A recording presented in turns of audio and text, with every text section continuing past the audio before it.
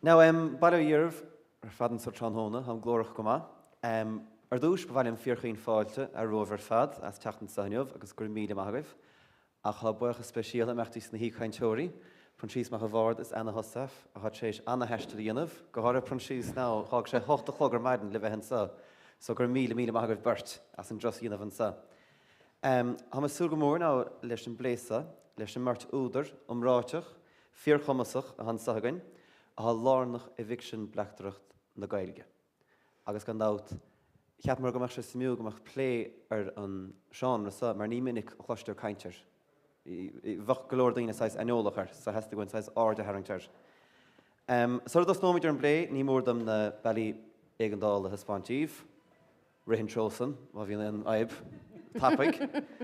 Ar nuas ar sin, haid scéal agam, ní gá an fón a bhuachan achar, ach just éabhal a bhú, hascah an na sé chusteachran. Ach bí iad thugann pictiúí a bhfuilibh, agus a tweetáil, agus a Facebookáil, agus a dionmh na hana mar sé bhór dóile, agus dín cinnte sin lua. Chomáile san hant mecht sa a srahalú bio ar líne ar YouTube, so fáilte rompa san ar fad a ha fearlín ar líne, agus beag sé seo le feiscint chuma ar YouTube ag an tamlín téis na mechta. Agus ar deire descéal díobse beag deis ag an locht fíochtna ceistena uchar ag deir na cainte. So má bhí é cheiste do na geidirbe beag am chuige san ag deir na cainte, sam súl go mór leis. No, mar hús leis na mecht, ní mórdam ar mart íchainteoireach ar na hine, gan dát, anna háchtach. Ha scata dúisna buaite go beirt ag gComórtaisí litir in Oireachtais, agus gComórtais eile, gan dát. I measc na leabhar bleachtaireachta ha scríte ag Proinsias Mac Bhaird, ha tarangracht agus rúna bhanáin, agus bhuaigh tarangracht an leabhar is déana ó Proinsias, dúis leabhar Gaeilge na bliana ó an Post Irish Book Award in 2019, agus é tíilte go maithage. So Proinsias tá me fotas ná sais taine go chuir na hine, cúlra beagas dócha, i lánach se heas se anna himiúil, ach fág mes an fútsa, just cursís beagar de chúlra agus cadastait agus. Was is Árainn Mhór a dtír hanal mé, Frederick, agus idir Árainn Mhór agus le ceanna tá má hónaí sna má lethir, agus is Meister Scáil sin an fear job atá go. Chun na piganí hiileh. Sé. Ach, is da go mai scríú in Gaeilge le thorfiíthe blian agus is da cinneal de chaithú amsere is mótan gé go bhfuil níos mó webre a gceiste sé scrínearat ná choir a bhín le sé búnsearat agus bhín cudmhór obair le déanú agus cudmhór almhaithe agus taide agus mar sinnda ach sin miise sin Gohunta gur mágad agus beag sé sin á plé a gcuinn ar fada an taide ar fad, mar má leabhar le Proinsias léite géine tuige sibh an taide a dionanta go caithú sé dochreite ar fad. Agus gan dát an san le Anna Heussaff sa, meas na leabhar bleachtaire ha scríte go Anna, ha Bás Tobann, Buille Marfach agus Scáil na Phríosúin. Agus chuma, de scéala déanaí go mór dúis ag gComórtais litir in Oireachtais, a do leabhar nó fiction bleachtaireachta, thar na bocáine got, agus beidir méid pégainn ar sanna gan tamil, ach rís just da estoch chuid just taine chuir naine an slua de chúlra agus chun mar thos níos I scríb stocha. Well, gur míle maithagad fáric, is as bailach lia mise, tógú le Gaeilge mé I bailach lia, agus ní éireannach a bhí ma ahar, ach Británach, ar a Britána, séige mar chéad teanga mionlaí eile. Cha mé na blianta gobar, well, bhíonn mé céim sa Gaeilge, agus síor chéim as mar sin, chuir mé gobar le daoine gan dídean a sasanna, bhd a bhíonn mar fe coppla blian, chuir mé gobar le RTE in na dhé sin, sa radio agus sa telefís, I méarla agus an sin na Gaeilge. Rud a chuidí lem fálam faoi scéalta insint, mar is cuma an bhfuil scéal cúig nóid a rad, nó cúig céad lehanach a rad is scéalaí. Agus deir mé as dag mé RTE hart ar 5 blian ó hin agus goluan dhé sin thosa mé scríobh. Agus tá mé scríobh lehan ama béidir ó hin agus déanam rud eile cinál teagas agus cearlan na scoile agus rud éagsúla le cúpla euro a hiileh an seo an siúd nach bhfuil le tiileh nó nach leor méid atá le tiileh ón scríobh. So is mar sinna a hála sé. Has an táchtach. Na gur míle maithagah. No, stocha tas nóid inis le stáir na fiction bleachtaireachta Gaeilge, mar ha gá alt anna himiúil ige Anna, I gcór, ó go bhfuil sa seachtaíag, is beim teachtar gan bhil, agus bhí sa léamhs go se anúnstrom gfuil fiction bleachtaireachta a scríb a Gaeilge ó Néideag fehdi, ó chur anúnstrom. So, da me fáidir san an chuirsís chuirtúin stair. Tá glóirtí an haltainna go húntaach agus bhilintí bhí a léamh. Well, sin rud a déir mé bhí an féindal siar a seoch agus méid olbhúd an nócha seo ach cór feabhra agus mát a gábhíle sa seachtaíag agus is féidir na haltainna seo agus altar bí heile an cór na blianta siar a léamh ar lína. So, péród atá ágan inis sfidlibdal agus iad a cheáil, so be seán chéad cean acu. Agus son rud a rinnemens na haltainna nas a chuirsíos ar an fiction bleachtaireachta ar fud an dhaoine agus an sin cinál cadé atá agan an Gaeilge mar chuide sin agus conas mar agam féin faoi. So, maidir leis an star, well, I suppose tagann si bhar fad tá fiction bleachtaireachta scríobh I méarla agus na lán teangacha eile le breis wa is céad blian, céad a 10 blian béidir. Agus bhí sin san tíortha lochlanacha mar hampla faoi dhearú an éis déag, so ní amháin is asanna agus America mar a bhesta go minic. Tá a lehéidir scríobh ar fud an dáhain sa láta an Júbhan. Agus ní rachi mé go mion san cinál, mar a ddíime muid ó Sherlock Holmes agus an sort bleachtaire ile ólach, go raibh nach ra éon sort scrupil morálta chur seacharú ná lehéid sin gdí an cinál nó lehéid Philip Marlowe ag Raymond Chandler an cinál hard-boiled detective bin stíl eile bhí an sort golua. Ach an sin óna seascadí na seachtadí a le. Tá irid stílan na difriúla agus an irid chuige agus mar hampla san Dáil is cinál, tá álas a go leor an beidir an Montalbano, Andre Camilleri, agus is cinál magú ar hlí atá na scéalta sin agus magú ar hlí ar Napólíní agus ar údarás an stáit. So bhfuil sa bhaine leis an Gaeilge, do réir na ní leon stoidir acadúil déanta go mar seo ach do réir mar a hiigim. Bhí an gúmeig eistrú roinnt úrscéalta bleachtaireachta ón tús.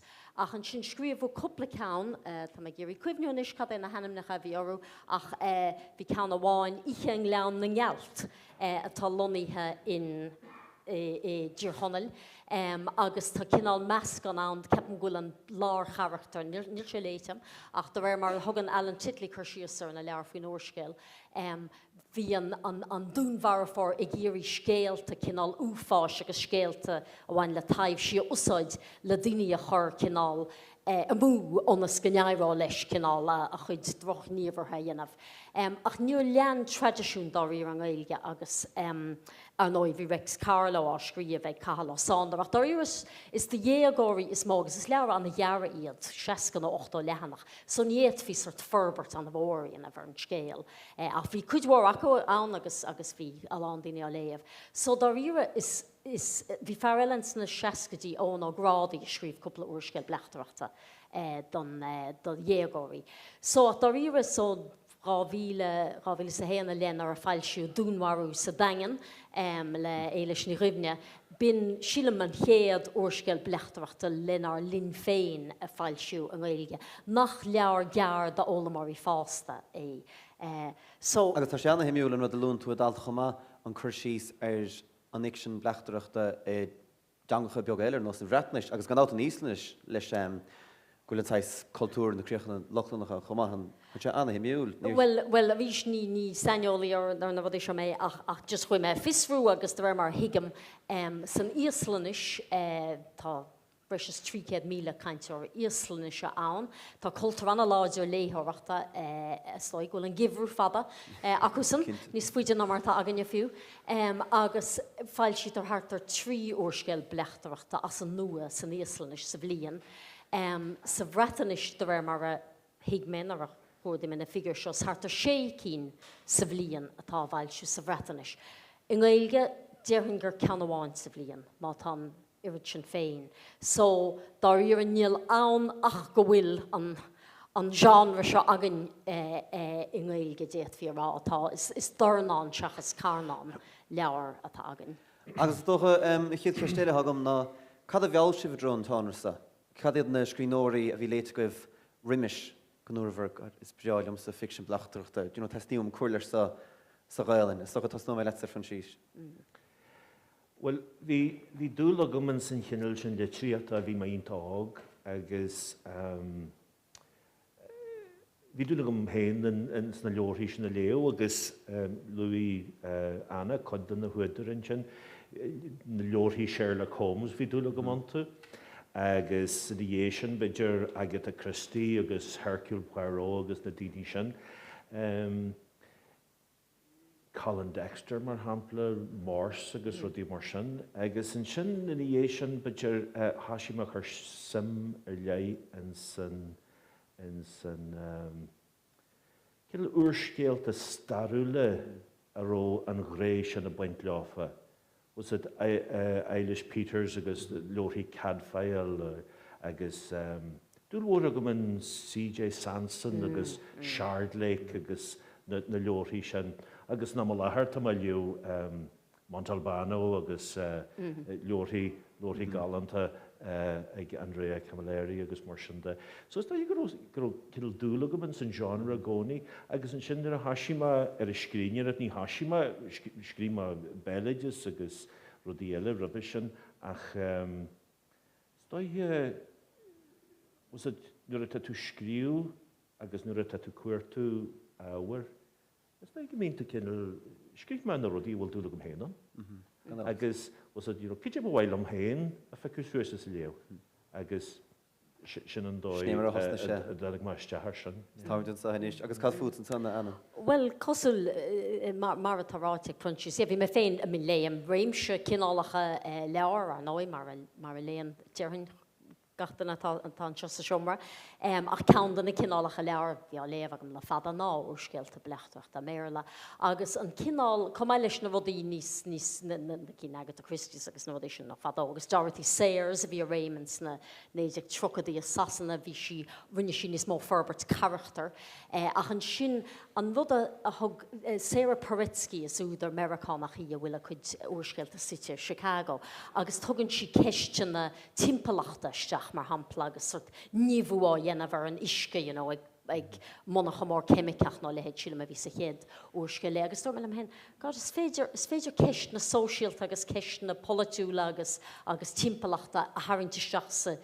tíhtíí an sort frám a scéalaíochta seo agus Ruth Rendell a sasanna duan sin an bhd céanna an sin den eile hain gomórlam san idáil sa bhnéis atá chuid úrscéalta loníthe Donna Leon agus tugann si is Americánach í síle mí féin ach sa méile scríbann sin na leabhar atá loníthe sa bhnéis agus tugann si sort léargus ar an saoil cinál an chamaléireacht a bhainean le saoil politúil agus eacnamúil na hidáile agus na bhnéis agus an áid is brelinn ar fad bheith ar saoú féin sa bhnéis so is rud an táhacht sílam an áit san ina bhfuil an scéal loníthe. So just mar chríoch leis an gceist faoi cad an rud a spregman tuairscéil sin dúnmharú sa dagan. Nuair a lé mé féin é, dúirt mé le caralamm dúirt mé lé.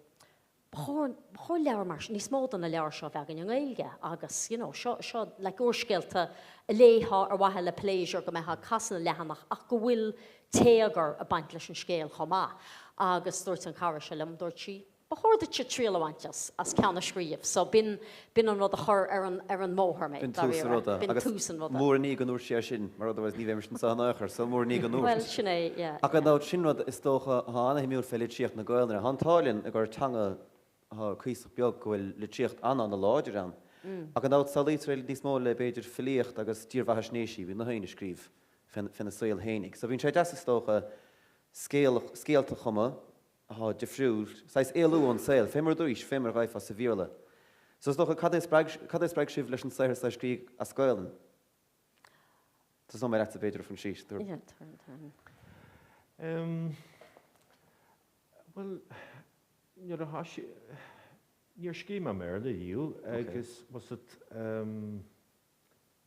bhí sé níos fossadú bheith scríú in Gaeilge. Nuair a hasí me sé scríú, hasí me scríú was it chéad leor mar sem leor beileages agus beileages me cheanta héna bhí an beileages Árainn Mhór agus sé chéad leor bhí sé bunaí ar tráachtas MA ar an agus mar sinnta agus bhí cineal an dúil mhór sin agam sa beileages agus is daithe gur cineal scríomar rubig filiacht na dhéisian, agus a rís cinil buníthe hartar mi cheantar héna bhí se, agus just bhí se siocr gur beileidis, agus siocr gur cinil filiacht ó bhain le scéalta a bhí an, bhí se cinil nádra dú a bheith scríú in éile cin sin. Tá cefne agam sa uair bhhain iné rúna bhhain heachta má nó taringrach ní cefnam. Hí mar síos uair bhhain go bheith an menálta aistú hana iad agus bhí sin a dylí. Bhí se jacar arm. Bhí se jacar arm was it aistú han bear le scíú. So, cytí a scríom an géilig, sin rud is nádarí dú. Agus go háir heil rún an bhanáin, mar iadfáid astrú go bíorla, ach beidir na bachan, ní bhachan an céile muint leis do luchta bhíorla, mar chan sé bunathe ar cultúr na Gaeltachta. Tá sé go húnta chan sé bunathe ar áráin he seanós. Á marú beidir. Tisgúile, sné mar víns na láhasab, hín glór frégan ach níadfáid astrú, ach ní bhachan an bhrí chéan leis go bíorla. Mar ní hé gochtaine. No, ní hé go. Ach sin hana spéisial a fé. Sin hana bhescamart dá bharsan go níonar sin obair sa fad, agus bé muidir plé leis an stoch an ámlína ha buinte leis, mar dúirí i luis beidir go dógann sé sús le blian, nó níos mó láir scríb, agus go gúist siad an mrácha sa fad.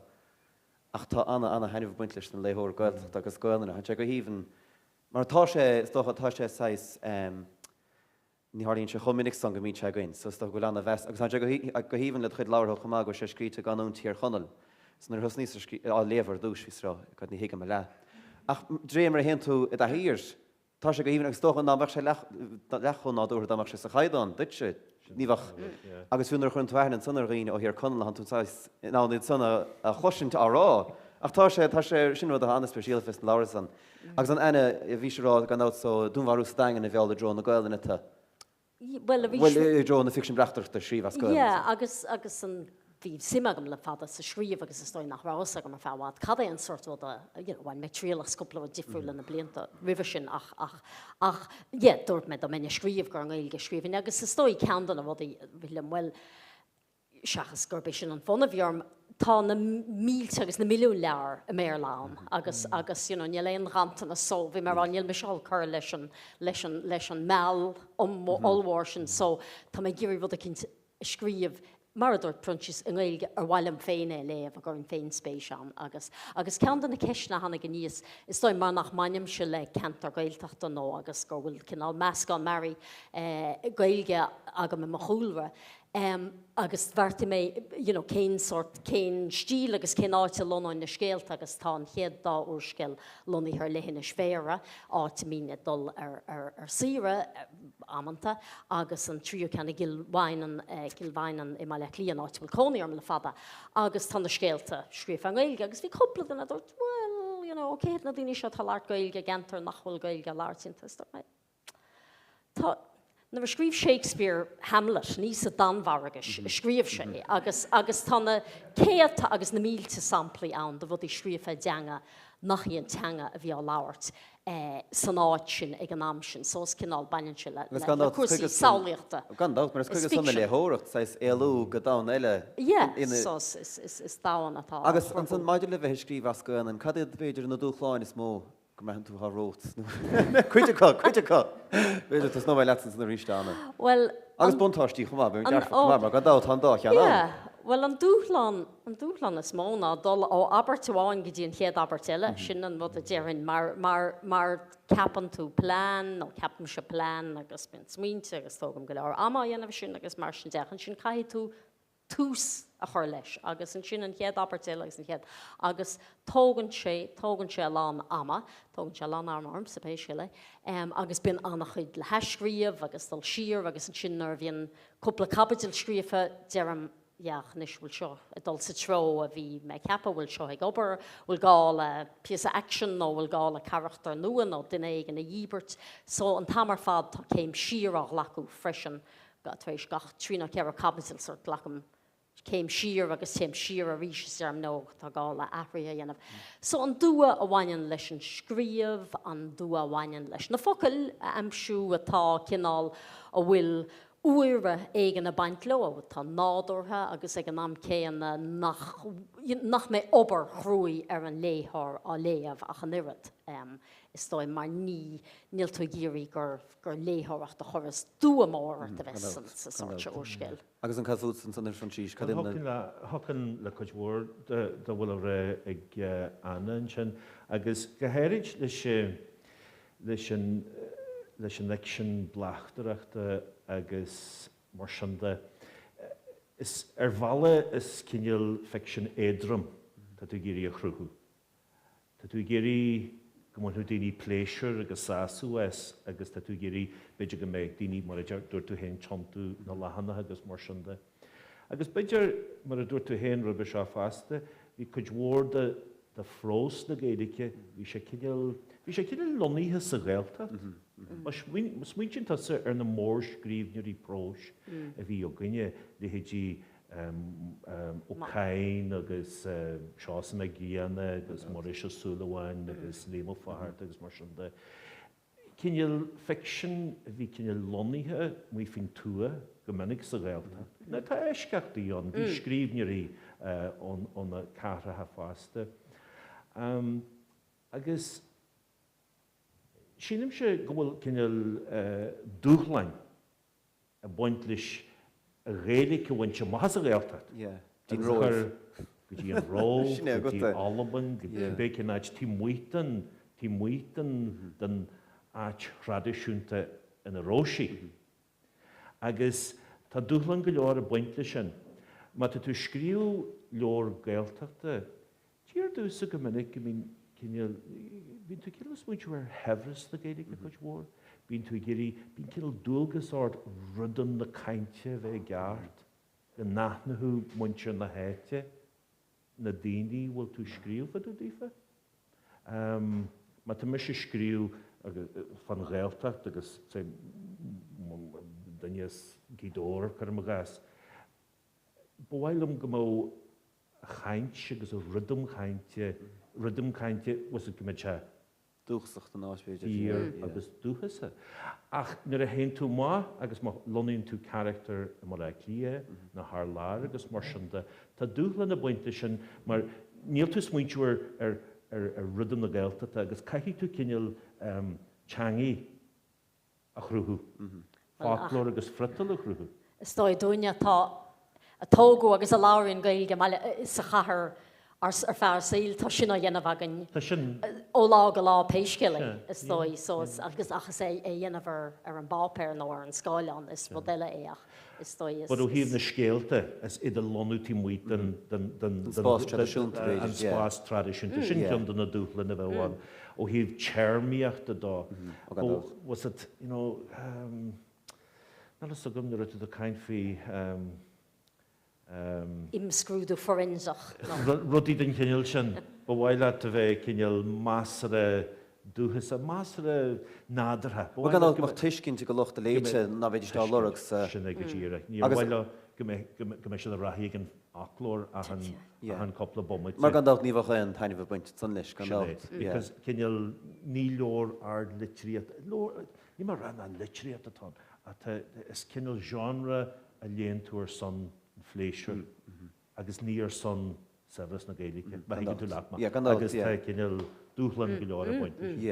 Agus an gan bra bontáistí buint leis cumá agus há an téilehán ní fáir mar gan tá tarna agrán de leabhar rúnamh náin, hána sé acu bliana hin agus bhí rá gáhíle cópa bed an leabhar. Ba an chéadúir scéalas bhí me Bás Tobann gáhíle cóip. Cos sin ann? Dílach agus dearm héin agus an sin an dáchean an hééis dearhann gur gar de míle cóip an cean díalta díomh. Agus nuair smuoinim se i méile don neartha gohfuil déhnirad nó fiche irad léthar i Béarlán agus tá léthar i Gaeilge bhfuil is an sin agus 10 míle cóip nó 4 míle cóip agus is bestseller é sin in Éirinn i méile. So is agus bhí darach scolaí ag an session dearna bhí sé láirt bhí leabhar le Liam McCoil agus le Jeremy Johnson atá díal 1000 agus 1500 agus 2000 coib.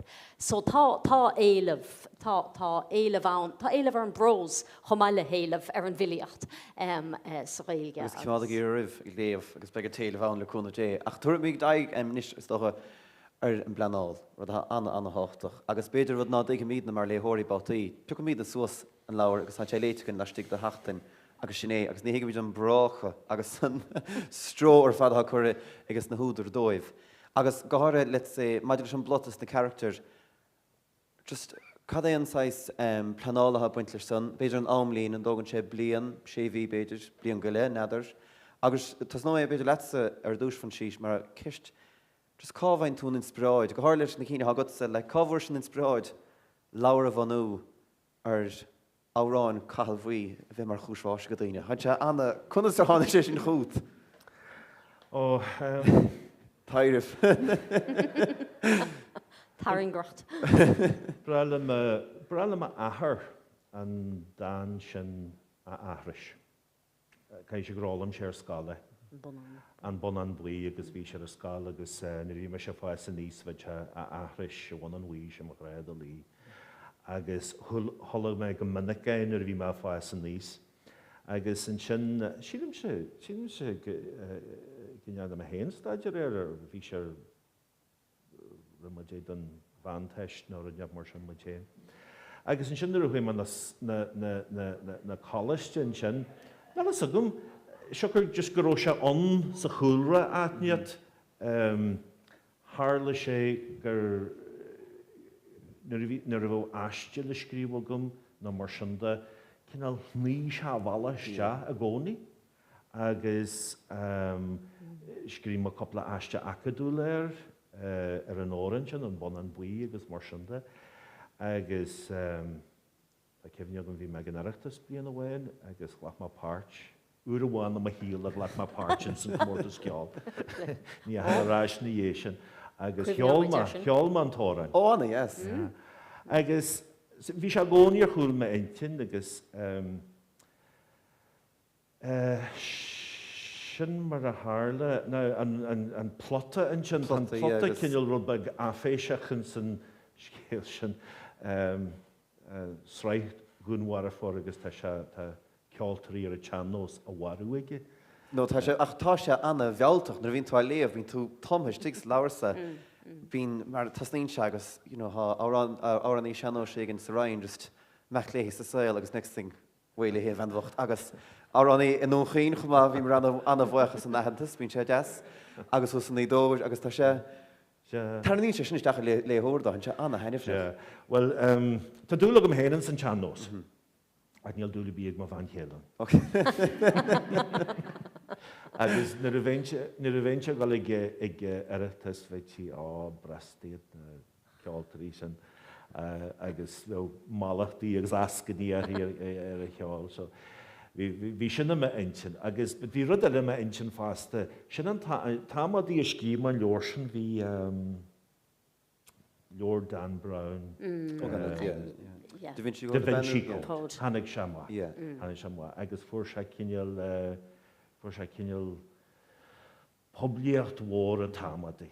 Agus bhí cinil ahanna cain fan leor agus runiu scanan dá agus mar sinda.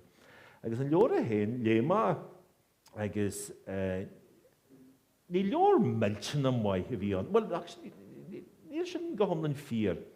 An leor sin a Da Vinci Code cinil sean scéala sin fan toithin lífa agus chuir sé thug sé hí gur sé ionta clistear a dorinse thug sé sean scéal agus chuir sé cinál colaí uair ar a tean scéal. Scrínear a héin, scéalaíocht a héin ní ró sé iontain tá mhaith. Tá sé breásta ní sé choramh milliún anna hásta.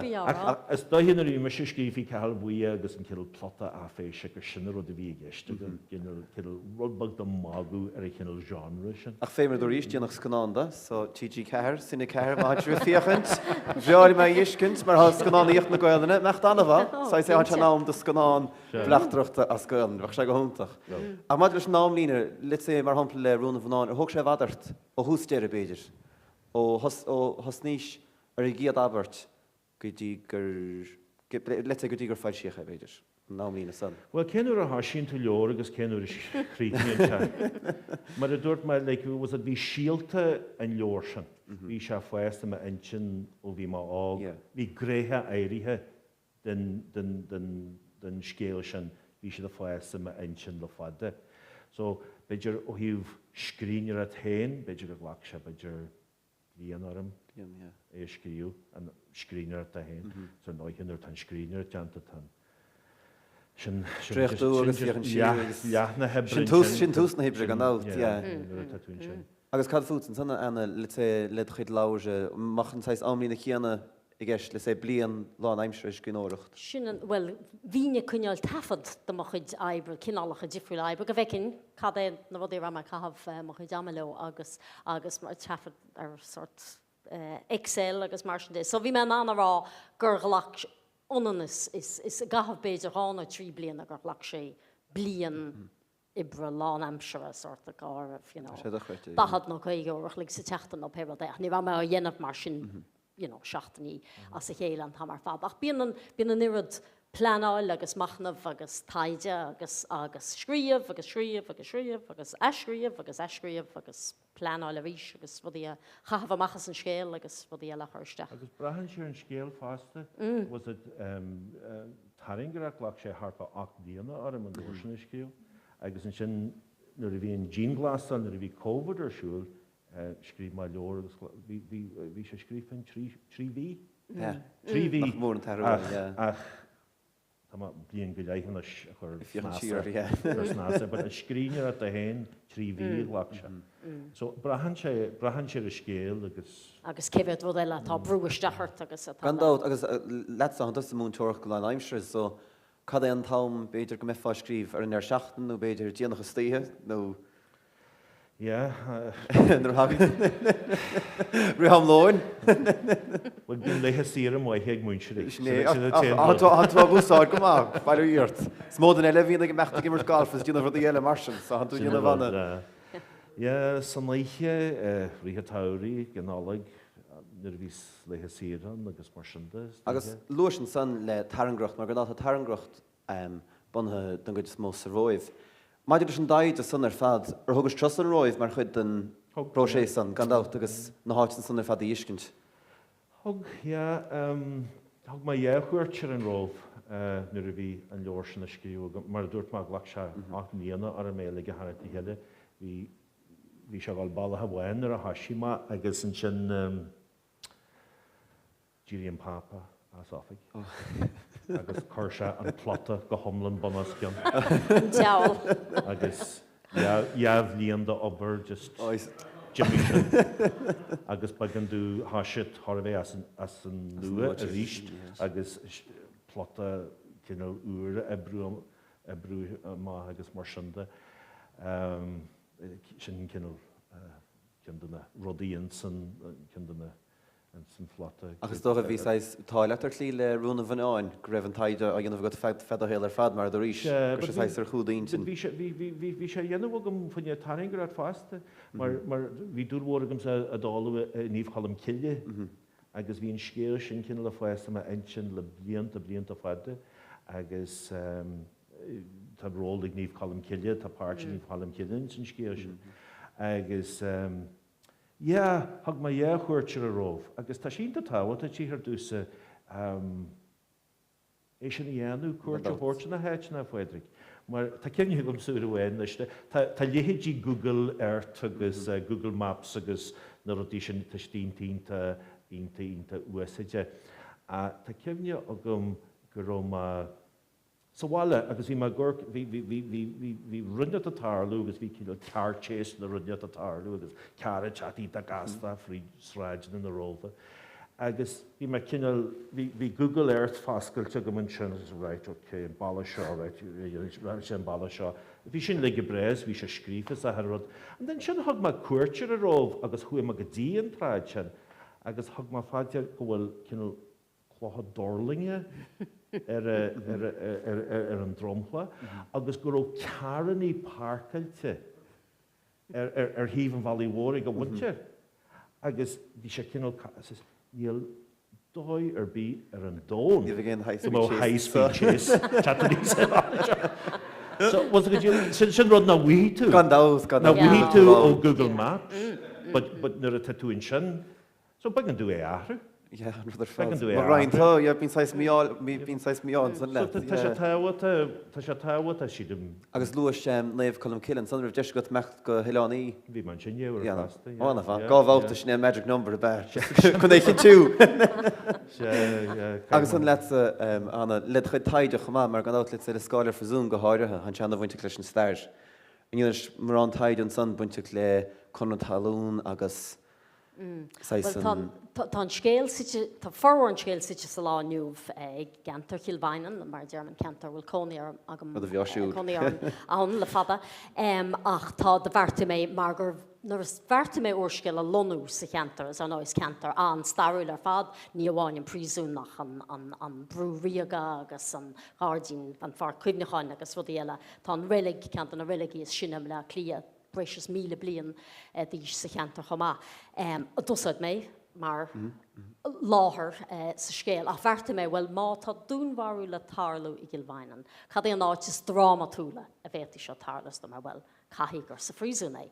Agus dúirt mé cearca leor sa lá tá nniuhán bíon na mílte cuairteoirí a dul tríd an bríosún gach lá agus mar sin conasa. So de bharrta mé go meach ócáid seoltar siúil sa Phríosúin rud a Harlaíonn choróir agus go maineach an ócáid seo le scéal stara agus gnéanú nasciidir scéal stara agus scéal an le nuamh agus gur hála an bás seo san éúistéag le lín amsir chugan na talún i gilín áirithe agus go Darlaíonn agus ní hen spoiler é seo Tarlaíonn sé go luas a scéal ach Tarlaíonn an dúnmharú sa lá nuamh san sa chilín céanna. So nuair thosa mé gobar seo agus a smuoinehar agus bhí mar rálim hen, bhil caiime dul bhí mar cuat sa Phríosúin trína cear rih sin asdóid a tá mar caiime dul agus an áite eáil le gceart agus bharrta mé teanghfuil le stúrthir an Phríosúin agus dúirt me am hen ná an men duine seo rá ní ceartid fe scríobh úrscéal bleachtaireachta faoi áid sort talamh baníthe an doléhéad seo star na héireann ach an freagra forma bhaid dúirt sé anna smuoinehar fad ítach bethir seo doghine seo dhéanamh bhádóhin agus thug sé chuirt thug sé thuras tróirithe mé é féin agus thug sé sios go dtí íoslach an Phríosúin mé áid úsáidtar le scananúí anamh amantach sin áit míoch an teach níochanna agus an bí réiteach nóir bhí an Phríosúin agus bhí an Phríosúin 9 ní lánach Pís a beag go bháin de star an Phríosúin mar is Phríosúin is gná Phríosúin de gná chorpaí daoine bochtad an chud is mó san éú ar feadh an éú hísté go bhí ann. Agus a cumáile sin bhí na cilíní éanaar híos san íoslach agus tá sé cinál leathfaoi halamh agus tá sé dorachas tá an agus níl a chóirú dintar so tá an atmosfér ar fadan. Agus a luithe a bhí me siúlthart me bhfuil. Tá sam an is cá lonaid mé buic an scéal mar caiime an atmosfér seo hósáid. So is cuid amháin den taide sin nach anáid maiall ar ghfuil fisrúchan gardaí mar chud an scéal a bhí an san úrscéal sin agus an ceann ribh Buille Marfach. Má bhfuil caiime ólas níos fearráil faoi cad é dhéanaan na gardaíns na cúnsí seo cén sort cinenne dhéanadís cén cé bheith duine bheith páirteach sa fisrúchan chuid an rud forensach agus mar sin dé. Agus mar a táráid ar bhealach ag Proinsias chuidhád na léthirí a bhí agat ag léamh taringbach. Ní bheith ólas a bítheach an tráid áirithe sin sa róibh. Ach a luithe bhí agat sa gra sé mícheart. Bhíart é a dhéanamh é a cheartú nó é a leasú. Mar braham caiitú be rudaí orintanta be rudaí áféiseach nó be rudaí cinál be go leor commodóireacht agat i a scéal. Ach tá géirí an irid is féidir a bheith fioriciúil agus an crecan fioriciúil sin a bheith mar sin creidí tuigean léthirí nar atá an bonús fioriciúil sin leis na scéalta. So tá mé féin tuéis láirt le gardaí sin seacha formé duine láir le scábh líon hin don úrscéal nua chola mé raidir na Gaeltachta agalah leis an bhar seo metí an íormhleachtara cheanfort metí ó coscara as carna a bhícha casar an seanos, is cosúil féin. Agus is fear é a bhí sé ceir a scóir fiú ag an rábhlíon ó hin, agus ach do holí sé casalum, agus bhíú sé tréáil bleachtarí, agus tá gata se go híntach ná agus bhí sé an lathúil nach chu dáama agus a chuid cóirle. So agus chas mé leis an ír feitiol i stáit chum á Mary Cassidy faoi ró. Agus a bhís duine tú teanghfuil le daoine agus beidir gnéir siad well, sorry, but le níl an támag an bheith pléile de lehéite. No déir siad áhfuil, táiristeach agus. Is mai le daoine bheith láirt faoin na good saneolalas féin, so you know, is few an íireachta dhéanamh. But it's intas orta, Anna, bhí tú caintin sin fan tráid éirithe sin, was it? For me sé rifost ó bhain sa róh a bhfuil Gaeilge aici, agus ar an leor léite aici, agus bhí si cineal réit, testa gom san na sléidena seo agus mar sinnta. So, was it tá sé táhaid? Well eintim let, béidir nach méach séisiir nó duine nó beirt ach go bé an bhd, má tása go nó ní bheith sin ceart, ní bheith muí nachú a chuid. Agus luí tú rud a bhain eile sin luí tú atmosfér, agus sílim se gur sin crí na maidir leis a taide. Was it heaglaat sa rudí dhéanamh ar lína agus mar sinnta, but ní bhuihí tú chuiche an balú atá san éis. Ní eici tú chuiche an graffiti atá ar na balí. Was it an frastalí atá san bhíalan agus an cinnal chuma atá hí, ní eici tú rudí sin. So táir sé táhata bhéhans na héitithe agus uirc agus an taide sin dhéanamh. Náte hiiscint beidir náte hiiscint i gceart. Agus an just cist bheag eile go mart. San le béire, cad a spreagta é a lonú a méire? Well, hín héin agus mar céile agus mhaach bhí mi sé dul go béire. Well, beidir nach bhaid annach gána tríúir nó a bhartaí mé úrscéal a lonú an, ach hetan an cantar go mórlam tá an, well, mar atá cantar seoach tá an dramatúlacht a baint leis an tíomh tíre agus tá sort talmhaíocht cinnal tá talamh maithe an áit na chomá tá is cantar in nachhfuil ólas ag an irid sin daoine ón tíomh mí seachas beidir ó chundé churcií agus just hetan sé go mórlam agus fra mé a rís go atmosfér a baint leis a bhéad fhí déad fhí daoine meascán de strandséirí nó cuairteoirí agus pobl áitiúil a chorthúáin agus thosaigh mé an chéadúrscéil le teilech a dag bailile clia agus a chuin na gcónaí faoin dúí agus mar sin thug sin cinál an deistomsa mar rinne ón gahar cinál mé féin a hálas bhil sin agus chur mé féin aithnear ar chainteoirí Gaeilge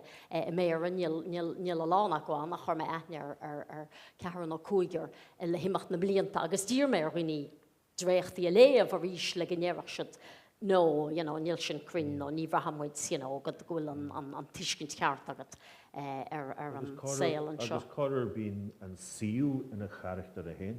Well, go ddíra go mór, I mean, is persa, forhór na úrscéalta bleachtaireachta is cuid den tradiisiúnes, cum cén stílan a bhfuil sé, gur persa sa scéal dar ire an áit. Agus nach miúlas minic mín siad lonathe náit na sais fiáine ar gúlta, ar nos an Ísland, sala mí annach agus csiach lochlanacha, agus gan átar an deile fís, Shetland, mar rainíad muintir Shetlander, fad han na haine cá am bhfuil a bháis. So, fáinne choréimh má bhín sem meachtan. No, cathracha na bhfuil fián, Chicago nó Los Angeles nó áitina bhfuil cinál fiantas de cinál eile. Agus an róibh is go sé sin sais de buint leis, áit sais na dréine cad a thorlochan, tá sais fiantas buint leis ar tlí istócha. Té. Na bhfuil híomh tíorgrach a go héamh hannach chud a tarlún tan beidir agus. Agus an rud a thugam sé bhí dearah an ró fásta, tá áit na galantan sa róbad tá áite eile rathaí túán agus tá cineal tá cumaín tá cineal na sa gum tá cineal atmosfér leithe baint ná tá cineal cuair dosta agus cineal smuid agus cineal salachar an agus mar sinnda agus móhíonn tú cineal an atmosfér sin. Agus haid ar trálinn, haid beag nach go déir na cainte ach stocha haid annach go cainte díanta goine ar cadha methe. So dí rom dí seir dáchaí is stocha. Agus ní hasúm si ar bhrú nach feice cribh, ach just cad éad bhór smuointí ar thalchaí an tánasa sa Scáilin, agus bhfuil sais rún agus se chuir leis, agus stólan go sé freigar thugaibh hana ach lí méid íomh féidir le bheithsúla éanad a chur ar list an nolag beidir a bhíon se chuúin nó a gan gábhríanana nó trí bíanana beidir. Dus nó mé leitna Franchise Brunner. Well, le coidí dé be an Luí Marfach an leora scríma ríthe lockdown agus le coidí dé tuí sin a ní leor bleachtaireachta mar dheala sin. In dhé sin nar a bheith sin chuirtha díam tá cinál plána gom talú an genre seo agus mi gedi bariad a rafa du de agus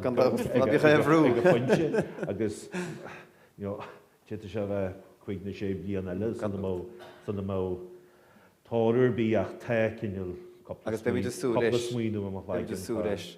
Agus an cad fútan san Anna hardéis níos beidir concréidecha. Well tá úrscéal ar bunagam le ceann a chuig bliana agus bégan am stopúir chúisina éagsúla ar fa tamil ach bhuaíonn an túrscéal mar dhréocht gan bheith fáilsethe dúis san gComórtais Oireachtais cúpla seachtain ó hin, so bhór an tardú menama é sin dom, agus tá sé le fáilsiú san airach se thugann ag clóir chonacht. So is úrscéal bleachtaireachta Phríosúin an bhirt láthchaireachta céanna ann atá an scúplaán dearnacha, agus an uair seo bharrta mé go lonóine I gilmhainean agus a méra, agus bharrta mé go gaithinn cinál nas go chruthú a d'oibre sa scéal. Gandá mar bhín na character chéanas na trí bhí agus bharrta mé mar dearm sin ósad. So an téideal a bhéasar, bhí téideal bháinear don Oireachtas ach an téideal a bhéasar tá sé bharrta ná sceom anama. Agus bé sceom ar nó a baint leis agus ach bhd eile béidirs fiú rá faoi ná cé gur fiction éadrom é seo sa bhéidir tá agan go réitófar an scéal ag dear an scéal sílam héin gur beith ceann na buanna ó bhaineann leis an gcinál seo scéalaíochta ná gur féidir pléile ceisteanna an tromchúisecha chomá má ránaíonn an túidir réana agus féidir pléile mar tá.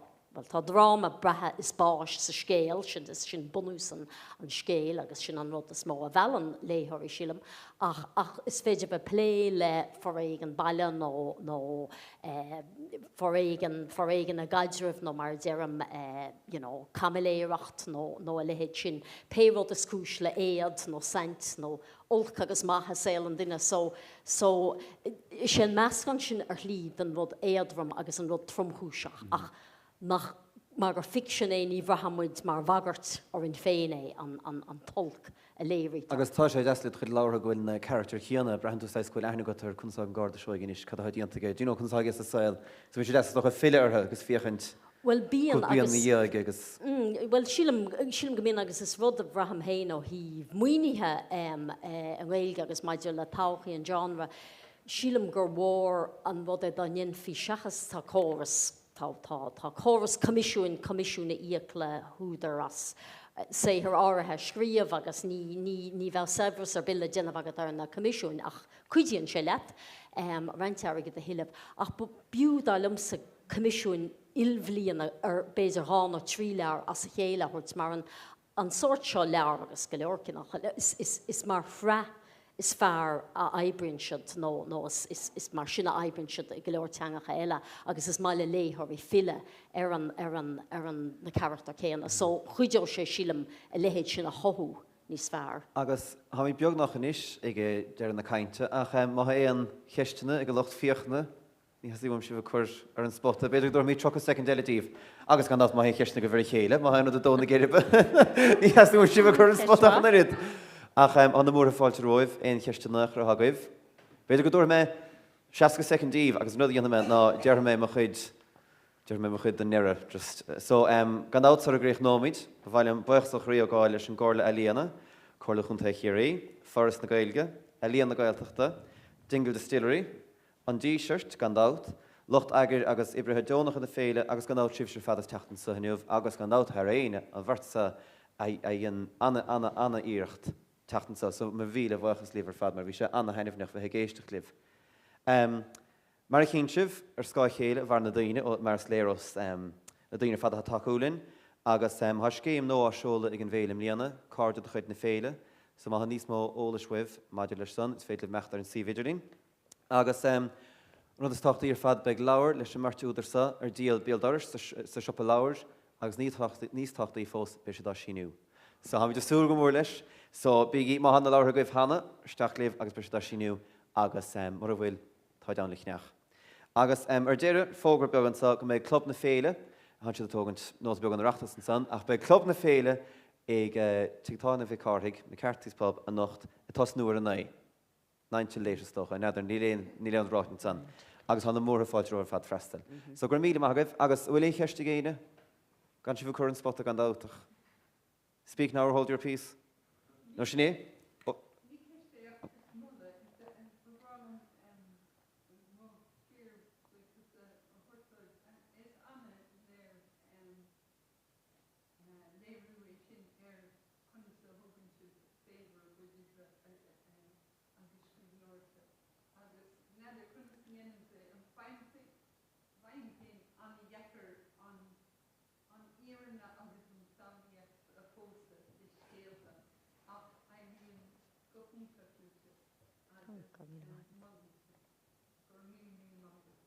Gur míle maigad féin. Sa bhfuil sinné, gur míle.